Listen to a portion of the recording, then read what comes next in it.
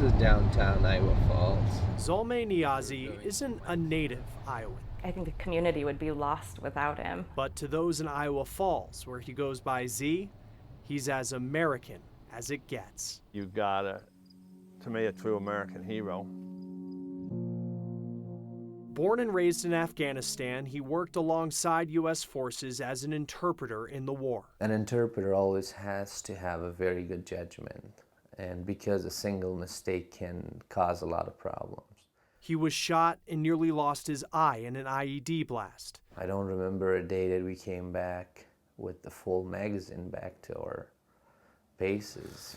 And we have some thread letters that has been stick to our front door overnight or whenever they had chances. These are all there.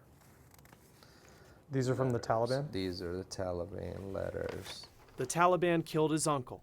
They often sent these letters threatening to harm Z's family, many of whom are still overseas today. And you have to stop, otherwise we will do what we can to take your life or burn your house or do what we did to your uncle. Z came to the United States in 2014 with a round-trip ticket. But when the Taliban learned he was in Washington, D.C. for a conference, they said if he came back, they'd kill him. And I said, I have served this country and I have to be protected. That's what I've been told and that's what I did. He found his way to Iowa Falls through a cousin who settled here. You can see America in TV, Stu. It doesn't look like Iowa. Over the past 6 years, he's built a successful handyman business and he owns a home that he renovated himself. I have 4 grandchildren and he's the oldest. He's also made friends that have become family, like Mike Ingebrigtsen. Long ways from home. He served this country. He served this country. Soldiers came home because of him. But immigration officials have not been so welcoming. Taliban is a reality in the country. You can't hide it. In 2017, Z went through a 7-hour interview as part of his request for asylum to stay. Some questions were, have I ever seen the Taliban? What was my closest interaction with them? He told them when he was 9 years old, the Taliban came to his home and demanded he give them food. They said, we'll burn your house, we'll kill your father, and you can kill your mother. And I had to go home. Mom threw me a piece of bread. It wasn't bigger than my hand, and I just give it to them and they leave. In May of this year, after 4 years of waiting to hear about his asylum case, Z received this letter from the government. This was an immigration document. It said, in the eyes of immigration officials, he engaged in terrorist activity and he could be deported.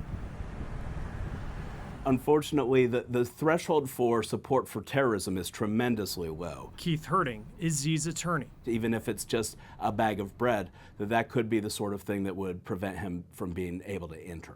I don't know what else to do when you are under threat, when you are trying to save yourself and your family, and they're clearly telling you what to do. My legs just turned to rubber and I had to sit down. When that letter came, this small farming town went to work.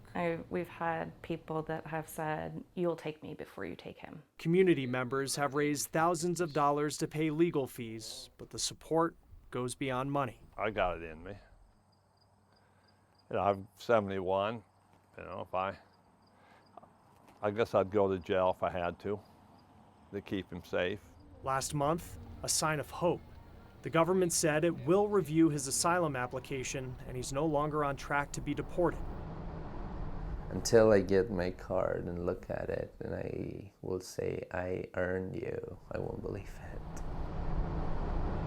For now, Z waits. To those in this town, the belief that he should stay has become as abundant as the acres of cornfields surrounding Iowa Falls. And I never thought I would be involved in something like this. But I ain't quitting.